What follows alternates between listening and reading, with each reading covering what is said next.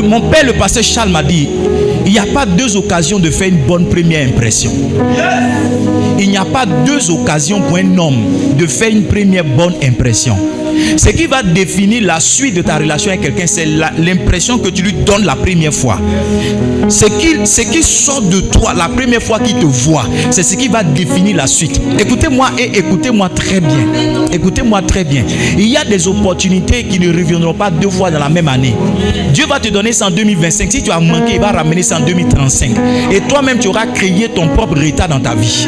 C'est pourquoi quand on te donne l'opportunité de dire un mot, il faut que ton mot soit chargé.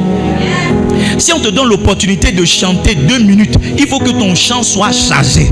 Si on te donne l'opportunité de préparer dans l'anniversaire d'un enfant d'un an, il faut que ce jour-là, tu prépares ton meilleur plat.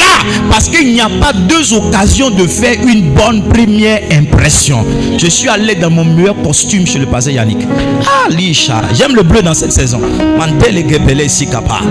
Et j'ai prêché comme j'aime le faire. Quand j'ai fini de prêcher, j'ai pris la petite vidéo qu'ils ont faite là. J'ai envoyé à mon papa, le pasteur Charles. Il dit, papa, voici, j'ai prêché chez le pasteur Yannick. C'était chaud, c'était bien, c'était bien. Quand il a lu la vidéo, le lendemain, j'ai dit, il m'a appelé, il dit, mon fils, excuse-moi, je suis dans le rang pour embarquer dans l'avion. Au bout de quelques secondes, ça va se couper. Il dit, tu as parlé chez le pasteur Yannick ce mercredi, c'était puissant. Ce que tu as dit chez lui, je veux que tu ailles dit chez moi le dimanche. Dans la même semaine, j'ai eu l'opportunité de prêcher dans 2 grandes églises internationales suivies à travers le monde entier. C'est venu pourquoi? Parce que le mercredi, de 6h à 8h, j'ai prié et j'ai reprogrammé ma destinée. J'ai appelé ces événements-là. J'ai appelé ces circonstances-là dans ma destinée. J'ai parlé une première fois sur le pasteur Charles. Le lendemain, il est venu le mercredi. J'ai cru qu'il allait faire un commentaire sur ma prédication. Il n'a rien dit. Le jeudi, à 22h, pile poil, j'ai donné mon téléphone à mon fils. J'ai dit, mets mon téléphone en charge. Il est là pour dormir. Et il me dit, le pasteur Charles t'appelle. Il dit, j'ai ton papa, vraiment me blaguer. Il dit, papa, c'est vrai, il t'appelle. J'en ai mis sur haut-parleur. Ma femme était là. Lui-même, il n'est plus sorti de la chambre. Il était arrêté pour écouter ce que le pasteur a dit. Le pasteur a dit, mon église, depuis ma femme jusqu'au membre le plus simple, reconnaît que tu es mon fils. Ma femme fait comme ça. Ma femme faisait comme ça. Moi, c'est pas comme ça. Il dit, mais ce n'est pas fini. Dans le mois de septembre, je ne serai pas là. Le dernier dimanche du mois de septembre, je veux que tu reviennes encore prêcher. Est-ce que je dois te dire tout ce que ça m'a apporté comme bénédiction, comme exposition dans cette saison? Est-ce que je dois te dire ça? Parce que ce lundi-là, on a publié une vidéo sur Facebook, ce n'est jamais arrivé. Une vidéo de 51 secondes. On a eu jusqu'à 1000 partages. On a eu 240 000 personnes qui ont regardé un pasteur qui vient de Dabou. Qui ont regardé, c'est arrivé. Tout ça, c'est la conséquence de ces 2 heures de prière. Pour dire, Seigneur, je ne comprends pas ma vie. Pour dire, Seigneur, lui, il m'a promis ceci. Pour dire, Seigneur, lui, il a fait ceci. Ce matin, depuis 3 heures du matin, je me suis réveillé. J'ai prié pour l'église jusqu'à 5 heures. De 5 heures à 6 heures, je me suis rappelé les gens qui ont dit qu'ils allaient me faire du bien. J'ai commencé à prier en fonction de ça. Il y a un pasteur qui m'a dit, tu sais, je veux aller dans mes tournées européennes avec toi. Je me suis rappelé de ça ce matin. Je me suis rappelé de ça. J'ai commencé à appeler les tournées européennes. Galisha. Vous dormez et vous voulez que les choses viennent vous tomber là-dessus. Vous ronflez et vous voulez que les choses viennent comme ça. Écoutez-moi, il y a des combats dans l'esprit. Il y a des batailles dans l'esprit. Il y a des réalités que vous ne connaissez pas. Beaucoup parmi vous, si ce n'est pas le fait que vous soyez à l'église, vous ne serez pas arrivé là où vous êtes. Et si ce n'est pas le fait que même il y a le pasteur qui prie pour vous quelquefois, vous ne serez pas en train d'aller où là vous êtes en train d'aller. Parce que les entités spirituelles qui sont après vous sont énormes. Les hôtels dans la maison de ton papa, on ne peut pas finir de compter. Les hôtels dans la maison de ton papa, dans la maison de ta maman aussi, on ne peut pas finir de compter. Si tous les sorciers là doivent se mettre ensemble, toi-même tu ne peux pas vivre 30 ans, tu ne peux pas vivre 35 ans, et tu ne peux pas être conscient de cette réalité et puis vivre ta vie comme ça te veut, vivre ta vie comme s'il n'y a rien. Les réalités qui sont derrière toi, sois un homme, sois un homme, sois un homme. Tu ne sais même pas comment tu as été conçu. Tu ne sais même pas quel sacrifice on a fait pour t'avoir. Est-ce que tu sais où on a enterré, comment on appelle ça, le placenta? C'est ça le placenta? Est-ce que tu sais où on a enterré une partie de toi?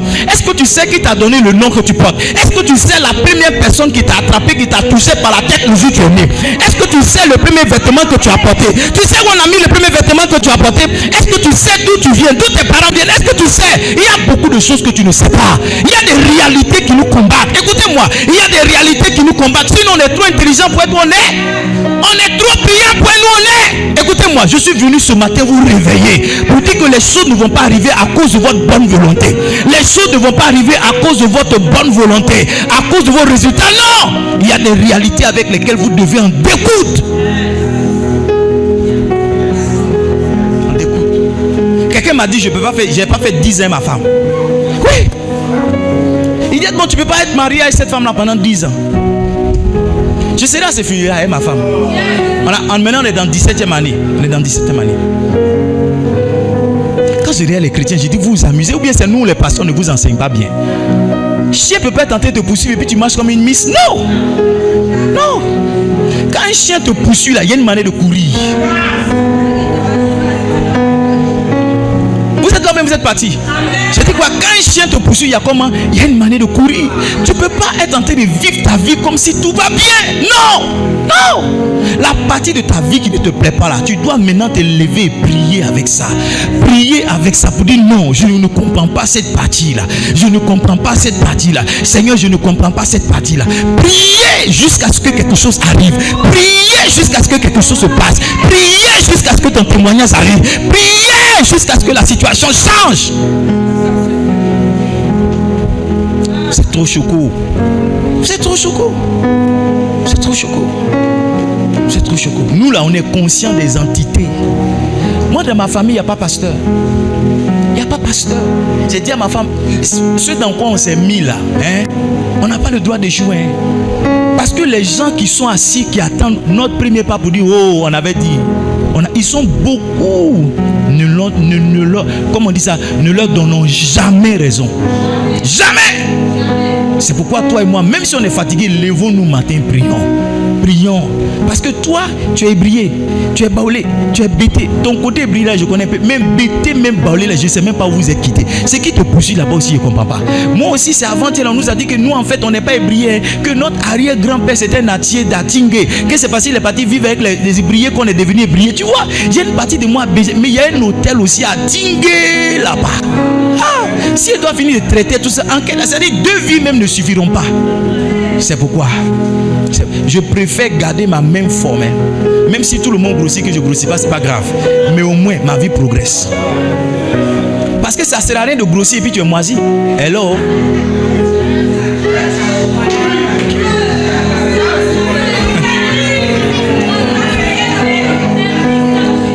Alors ce matin, je vais vous encourager. Je fais quoi? Donne-moi Matthieu chapitre 7, le verset 7. Matthieu chapitre 7, le verset 7. On va encore prier. Il dit demandez et l'on vous donnera. Ça c'est une dimension de la prière. Il y a une dimension de la prière où tu demandes. Quand demander n'a pas marché, il a donné encore une autre opportunité qui est chercher. Chercher là, demander c'est les requêtes. On va en parler plus tard. Demander c'est les requêtes où tu dis Seigneur, je veux. Chercher là, c'est Seigneur, je ne comprends pas ma vie. J'ai 35 ans, je ne suis pas encore marié. J'ai 28 ans, je suis diplômé, je ne travaille pas encore. Seigneur, je ne comprends pas ma vie. Je suis pasteur depuis là. Je n'ai pas encore vu les choses vraiment avancer. Je ne comprends pas ma vie. Je ne comprends pas ma vie. Je ne comprends pas ma vie. C'est ça qui est cherché. C'est ça qui est cherché. Qui est cherché. Tu dois chercher pourquoi chez toi ça ne marche pas. Pourquoi les autres placent leur table et puis pour elles ça avance, mais pour toi, tu dois chercher à savoir pourquoi ça ne marche pas. Pourquoi? Et c'est des choses qui sont cachées. Si tu ne te lèves pas dans la prière, elles ne te seront pas révélées. Elles ne te seront pas... Est-ce que je peux vous dire quelque chose? La prière est ta responsabilité que tu dois porter. Beaucoup d'entre vous, vous avez transféré votre responsabilité de prier au pasteur. Si le pasteur a trop prié pour toi, il va mentionner ton nom dans la prière. Ce matin, j'ai prié pour certains de mes enfants, j'ai mentionné leur nom. J'ai aussi prié pour une de mes filles qui est tombée quelque part là-bas. J'ai prié pour elle. Tu comprends? Parce qu'il y a 200 personnes qui sont assises devant moi ici. Si je dois prier 1 minute pour chaque personne, ça me fait combien? Ça me fait 200 minutes. 200 minutes, c'est à peu près 3 heures. À quel moment j'ai prié pour moi aussi? Parce que moi aussi, je veux que ma vie avance. Allô? Allô? Ou bien je suis un mauvais pasteur. Les autres ne vous disent pas la vérité. Et ma fille, elle prie pour toi, il ne prie rien. prie rien. Ah, mon fils, il prie pas, tu vois. Tu fais mal lorsque tu transfères ta responsabilité de prière. Ton pasteur peut te soutenir, même ton pasteur ne peut pas être le prière principal de ta vie. C'est ta responsabilité que tu dois porter toi-même. Toi-même, tu dois porter ta responsabilité. Faut pas transférer ça à ta soeur ou bien au groupe de prière pour dire non, priez pour moi, priez pour moi. Non. Tu dois porter la responsabilité de ta vie de prière. Prier moins d'une heure. C'est comme si tu péchais. Parce qu'en général, les bons films là, ça tourne autour d'une heure, 1h30, 1 heure. Tu peux pas regarder Titanic 3h03 minutes, 3h30 minutes et trouver que 1 heure de prière ça t'ennuie. Non. Il y a quelque chose qui ne va pas. Je veux que pendant ce mois, on est dans quel mois? Pendant ce mois de novembre, que ta vie de prière change. Que tu deviennes une femme et un homme de prière. Troisième niveau. On fait moi quelque chose d'autre. Troisième niveau, il a dit quoi? Frappez et l'on vous ouvrira. Souvent tu peux demander, on ne va pas te donner. Tu peux chercher, tu ne vas pas avoir. C'est pas ça? Yes. Tu demandes où est la clé de la maison. On ne voit pas la clé de la maison. Tu frappes pour que quelqu'un ouvre, il n'y a personne pour ouvrir. Qu'est-ce que tu fais? Tu vas maintenant faire comment? Tu vas maintenant faire quoi? Tu vas frapper.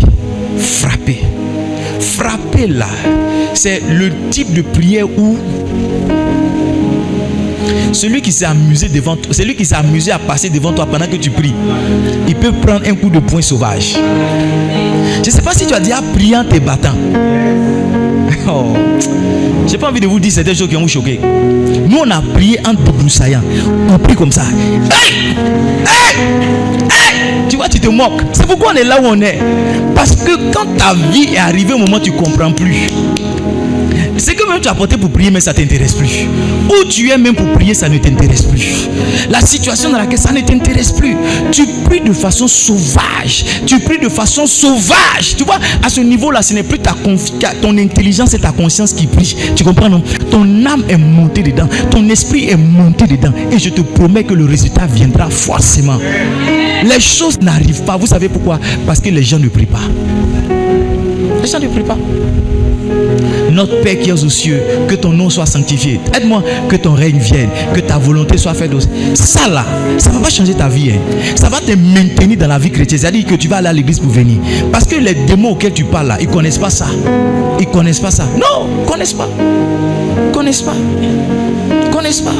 Tu dois te lever, Linda Kapara.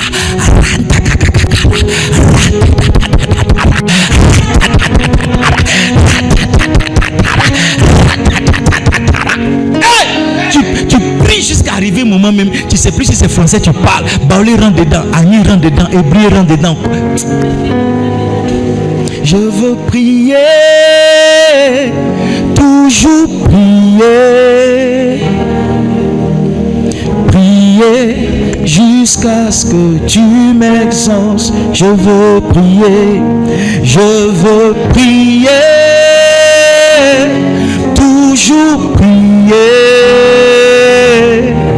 Je veux prier jusqu'à ce que tu m'exauces, papa. Papa.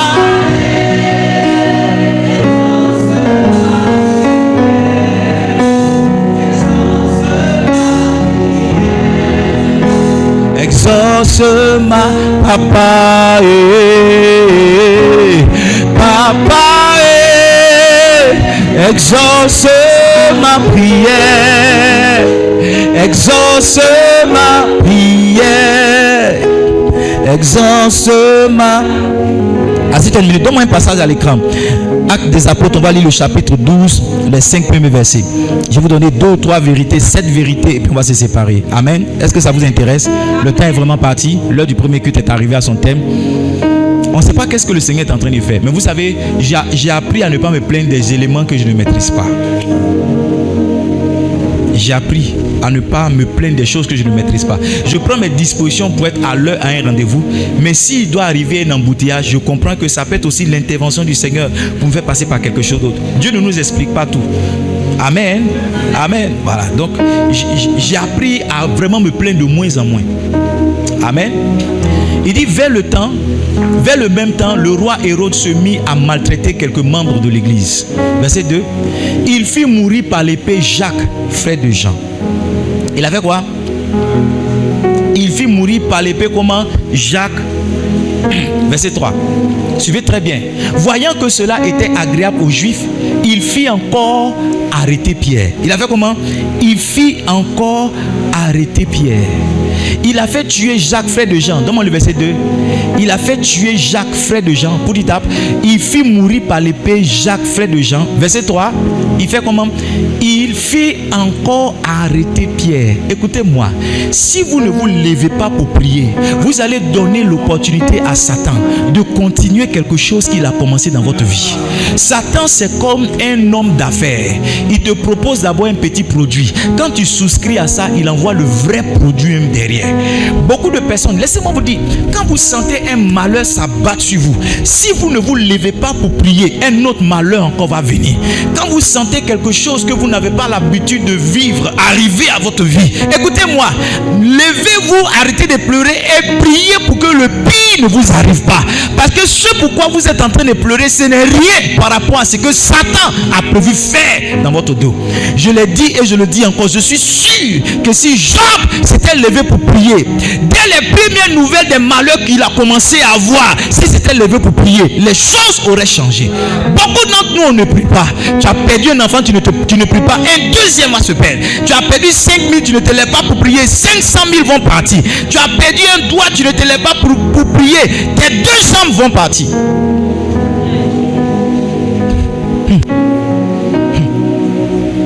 Priez pour arrêter ce que Satan a commencé. Ton enfant qui était gentil, qui était bon, il a commencé à être bizarre. Tu dis non, c'est pas grave, c'est son âge. C'est son âge, d'accord. Et les 4 qui sont derrière. Si tu n'as pas encore traité avec le premier, tu seras surpris de ce que les 4 qui sont derrière vont commencer à être. Ça doit être pour toi un sujet de prière pour dire Satan, enlève la main sur mon enfant, enlève la main sur mes affaires, enlève la main sur ma famille, enlève ta main sur ma carrière. Si tu ne te lèves pas pour prier, le pire va arriver.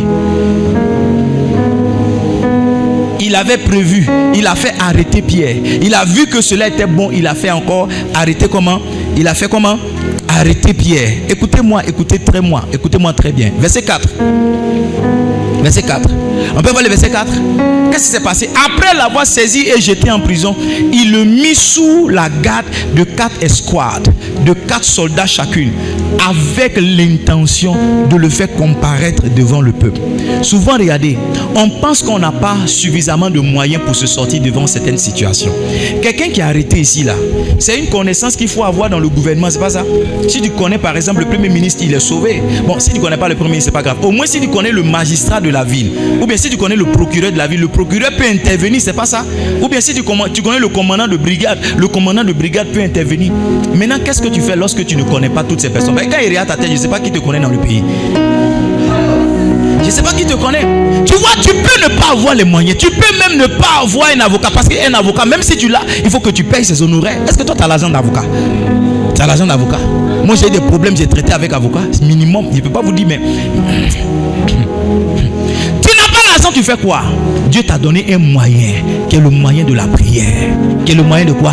La prière. Qui est le moyen de quoi? La prière. Au verset 5, la Bible dit que l'église ne cessait d'adresser pour lui des prières à Dieu. Si vous lisez la suite de cette histoire, vous allez voir que Pierre est sorti de la prison. Il est sorti de la prison sans l'intervention d'un magistrat. Il est sorti de la prison sans l'intervention d'un avocat. Il est sorti de la prison sans l'intervention d'un gradé. Il est sorti de la prison simplement parce que des gens se sont levés et se sont mis à prier pour eux. Dieu te donne par la prière un moyen puissant que tu ne peux imaginer. Un moyen tellement puissant que je ne comprends pas pourquoi est-ce que tu le méprises. Parce que par la prière, un homme peut faire avorter les plans de Satan. La Bible dit, donne-moi le verset 3. La Bible dit qu'il avait l'intention de le faire comparaître. C'est le verset 4. Il avait comment? Il avait l'intention de le faire comparaître. Par ta prière, tu peux arrêter toutes les intentions maléfiques. Yes! Et tu es assis là, tu ne sais pas qui pense quoi de toi. Tu ne sais pas qui veut quoi de toi. Tu ne sais pas qui espère quoi de toi. Est-ce que je peux vous dire la vérité? C'est quand j'ai commencé à avoir un peu de lumière, j'ai compris que nos ennemis sont très souvent dans la même cour que nous. Yes. En fait, nos plus grands ennemis portent le même nom de famille que nous. Yes. Yeah. Si. Quand vous tous êtes galères comme ça, vous pensez que vous aimez vous soutenir. C'est une séduction. Hein? Non, c'est une séduction. Vous tous, vous n'avez rien. Vous pensez que vous aimez, c'est mon ami, c'est mon ami. Attends de briller un peu. Dieu n'a qu'à mettre un peu de lumière sur toi. Tu vas voir que l'intention des gens n'est pas toujours pure. La Bible dit que Joseph partait voir ses frères à Dothan pour voir comment est-ce qu'ils allaient. La Bible dit que quand ils ont vu Joseph arriver, ils ont dit voici le faiseur on va le tuer et on va voir ce qui vont devenir ses songes. Si tes propres frères peuvent te tuer, qu'est-ce que tes amis ne peuvent pas te faire? Et qu'est-ce que tes ennemis ne peuvent pas te faire? L'homme noir est méchant, profondément méchant. Tu es assis à côté de quelqu'un mais tu ne connais pas ses intentions. C'est pourquoi si tu ne pries pas, tu es en danger. Tu es en danger. Tu es en danger. Moi j'étais à l'église quand j'ai commencé mes pas à l'église évangélique. Moi c'est pas ma faute, mais Dieu m'a fait grâce, j'ai fait chanter un peu. Et j'ai intégré un groupe où il y avait un de nos frères, le lead vocal, il chantait. Est-ce que tu comprends? Il chantait et moi j'appréciais, moi je ne savais même pas que je chantais même. Mais j'appréciais être à côté de lui pour apprendre. Et puis un jour on avait un programme spécial, dit programme spécial. Donc moi je me dépêchais pour aller voir notre respo pour voir comment c'est. J'ai surpris le respo en train de parler à son frère. Et son frère lui parlait, tiens-toi debout. Son frère lui disait, toi tu es bête, tu n'as pas dit tu es bête. Aujourd'hui il ne faut pas laisser le micro être moi. Il ne faut pas laisser le micro être moi. Tu n'as pas dit tu es bête. Tu n'as pas dit tu es bête, tu le laisses chanter chaque fois. Il faut le laisser chanter seulement. Tu n'as pas dit tu es bête. C'est ce que j'ai entendu quelqu'un dire. C'est pas qu'on m'a dit, je suis tombé sur lui. Et pendant qu'il parlait à son frère, je suis comme monsieur sorti dans son dos. Son frère le voyait, mais lui ne me voyait pas. Donc son frère, c'est pas comment il va lui dire, il faut arrêter. Le monsieur dont il parle est derrière. Si à l'église même quelqu'un peut t'empêcher de prier, je me demande qu'est-ce que les gens ne peuvent pas te faire dans le monde. Et tu te promènes comme Blanche-Neige. Tu penses que non, ta vie ça va aller comme ça. Tu te promènes comme une biche. Tu te promènes comme un moineau. Hey! Les gens ont pour toi des intentions lugubres, des intentions noirâtres et ténébreuses. Tu n'as pas idée. Tu n'as pas idée. Tu n'as pas idée. Je ne vais pas jeter vraiment le discrédit sur les pasteurs, mais j'ai vu ça. J'ai vu ça. J'ai vu ça, même avec les hommes de Dieu. Oh. Faut pas prier. Dis à ton voisin, faut pas prier. Écoutez-moi. Vous ne devez pas cesser de prier jusqu'à ce que la chose pour laquelle vous priez se manifeste. Ce qui fait qu'on arrête de prier, c'est l'exaucement de la chose pour laquelle on prie. Ce n'est pas la fatigue. Je suis fatigué de prier. J'ai dit à mes petits, allons prier. Dit, ah, papa, si Dieu ne sait pas que je souffre, n'a qu'à me laisser. Actuellement, il est en train de se chercher encore. C'est l'exaucement qui dit c'est bon. Tant que la chose n'est pas arrivée, on prie. Tu peux faire pause, mais tu ne laisses pas. Tu fais pause 2 jours, 3e jour, tu reprends. Tu fais pause 1 semaine, tu dis, ah, mais j'ai un sujet là. Tu bombardes. C'est pourquoi tu dois avoir la sagesse de noter tes sujets dans un cahier.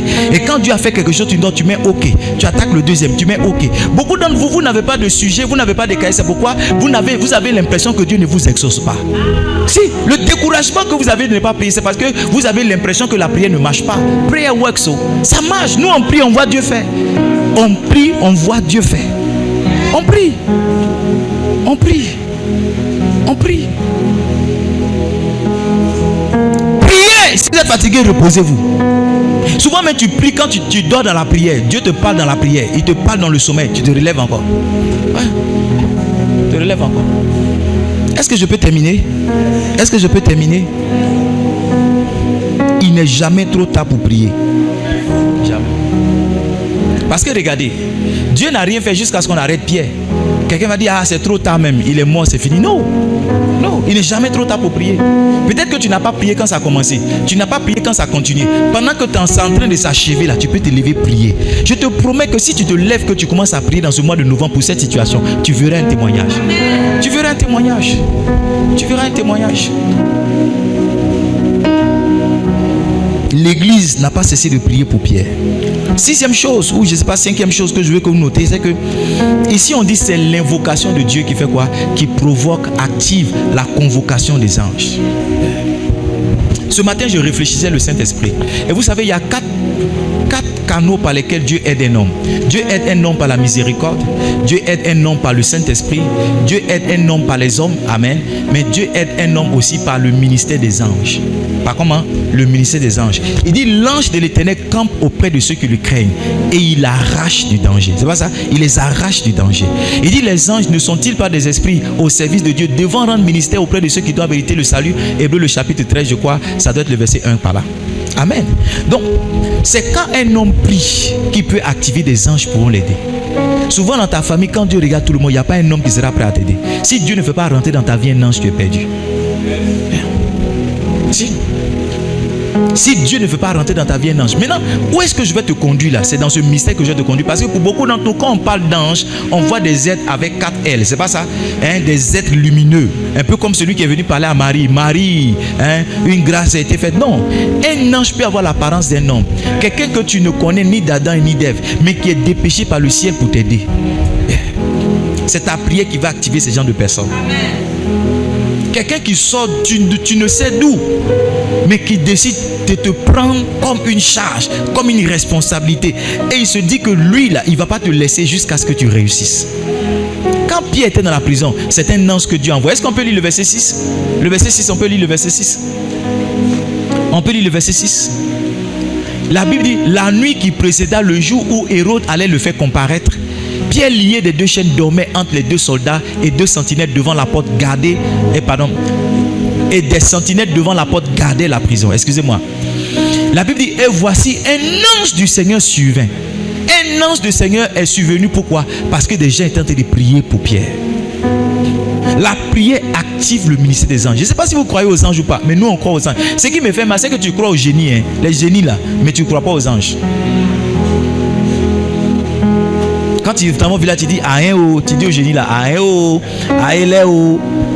mais quand on te parle d'ange, tu dis ils sont venus encore, ils sont venus encore. Tes parents t'ont dit qu'il ne faut pas siffler la nuit, c'est pas ça? Tes parents t'ont dit si on t'appelle la nuit, il ne faut pas répondre. Pourquoi? Parce qu'on dit quoi? Un génie peut quoi? Mais pourquoi un ange ne peut pas t'appeler? C'est pas un ange qui a appelé Marie, ou bien vous ne lisez pas vos Bibles. Si Marie avait écouté ce que les parents disaient là, elle allait rater sa bénédiction. On dit si un inconnu vient qui frappe à la porte, il faut ouvrir, il faut lui donner. S'il veut de l'eau, il faut lui donner. Oh, c'est pas ça. Que ça peut être un génie qui est venu te demander l'eau, c'est pas ça. Et si tu ne lui donnes pas, il peut te maudire, c'est pas ça. Mais pourquoi pas un ange qui peut venir frapper à ta porte pour dire je veux boire de l'eau. Et quand tu as fini de lui donner l'eau, il te bénit en retour. Ouais. Notre environnement nous a muselé la pensée. Ça fait qu'il y a des choses maintenant à l'église qu'on ne reçoit pas. Quand c'est mauvais, c'est bon. Mais quand c'est mauvais, on prend. Mais quand c'est bon, on ne prend pas. Vous êtes avec moi? On doit changer cette mentalité-là et croire que Dieu peut dépêcher des gens qu'on ne connaît pas pour nous aider. Des gens qu'on ne connaît pas. Tu arrives dans un pays, tu ne connais personne, mais quelqu'un sent dans son cœur de t'aider. Quelqu'un apparaît juste là pour pouvoir t'aider. Amen. Je vais dire cette dernière chose et puis on va clôturer. Alléluia. Tout à l'heure, on va reprendre le deuxième culte. Au deuxième culte, on aura le temps vraiment d'aller dans la prière. Alléluia. Maintenant, suivez-moi. Il y a des situations où votre salut se trouve dans la prière de quelqu'un d'autre. Amen. Au deuxième culte, je vais vous donner plus de détails. Mais il y a des situations où votre salut se trouve dans la prière de quelqu'un d'autre. C'est ce que j'appelle la prière d'intercession. Amen. Amen. Mais quand je dis qu'il y a des situations où votre salut se trouve dans quelqu'un d'autre, je suis en train de dire que vous aussi, en plus de prier pour vous, vous devez apprendre à développer la sagesse de prier pour les autres. Alléluia. Ici, Pierre lui-même n'a pas prié pour lui-même. C'est l'église qui priait pour lui. Et Dieu a entendu la prière de l'église. Beaucoup pensent que Dieu n'écoute que la prière du pasteur.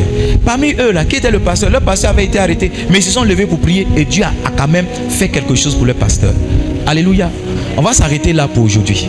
Amen. Pour ce matin. Sinon, tout à l'heure, on va continuer dans le deuxième culte. Je vais prier et prophétiser pour les gens. Alléluia. Mais je vais vous laisser avec cet encouragement. La prière marche. Elle marche véritablement. S'il y a un homme pour prier, il y a un Dieu pour exaucer. S'il y a quoi? S'il y a un homme pour prier, il y a un Dieu pour exaucer. Ne laissez pas la charge des problèmes vous décourager. Ne laissez même pas le témoignage des faux chrétiens à vous décourager. Parce qu'il y a des gens qui vont vous dire ne priez pas, ne priez pas. Dieu. Non, ça marche. Ça marche. La prière marche. La prière marche. Et la prière est ta responsabilité. Prie jusqu'à ce que quelque chose se passe. Prie jusqu'à ce que quelque chose arrive. Prie. Prie jusqu'à ce que quelque chose se passe. Prie pour toi-même. Prie pour tes enfants. Ne fais pas une journée sans prier. Ne fais pas une journée sans prier. Maintenant, voici là où certains sont en train d'avoir cette séduction pour dire mais je ne prie pas mais ma vie avance quand même. Je ne prie pas mais ma vie avance quand même. Ce qui t'attend devant, est-ce que tu sais? Ce qui t'attend devant, est-ce que tu sais? Ce qui t'attend devant, est-ce que tu sais?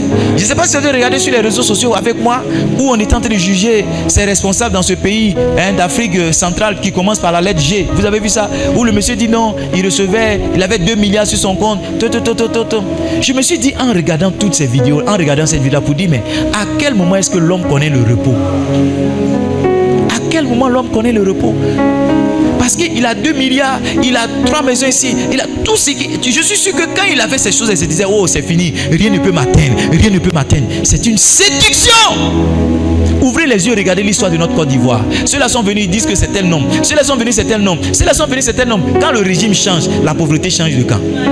Mais malheureusement, on ne tire pas instruction de ces choses. On continue de vivre comme nos prédécesseurs. On continue de vivre la même vie. Parce qu'il y a une séduction dans laquelle Satan nous met que rien ne va t'arriver. Si tu as l'argent, tu connais le président, tu connais le premier ministre, tu connais le maire, tu connais le député, tu connais, rien ne va t'arriver. C'est faux. C'est faux.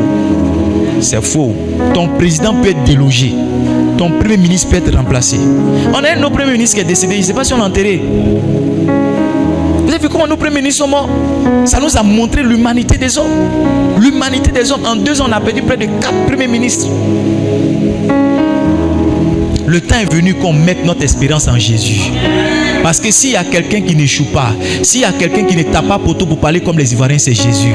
S'il y a quelqu'un qui n'abandonne pas, la Bible dit il dit je suis fidèle. Même quand tu demeures infidèle, moi je reste fidèle. Parce que je ne peux me régner moi-même. C'est une séduction. La Bible dit maudit soit celui qui place sa confiance en l'homme. Je préfère mettre ma confiance en Dieu que de placer ma confiance en l'homme. Parce qu'aucun homme ne peut rester éternellement. Aucun homme ne peut me donner la sécurité. Aucun homme ne peut me donner la provision dont j'ai besoin. C'est faux. C'est faux. On va se tenir debout, on va prier. C'est qu'on va demander à Dieu, Seigneur, s'il te plaît, place sur ma tête l'esprit de la prière. Aide-moi à être un homme de prière. Aide-moi à être une femme de prière. Est-ce que tu peux faire cette prière?